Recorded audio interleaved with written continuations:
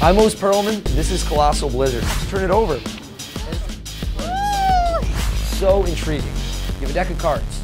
No deck switch. I want to put that out front. The same 52 cards are in play the whole time. You have somebody think of a card. You take a card out of the deck, you put it down in their hands, you tell them that's their card.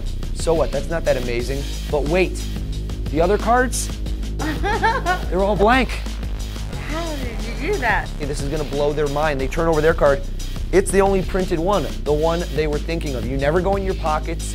There's no trick devices. There's no gimmicks whatsoever. Turn that over. Oh my gosh.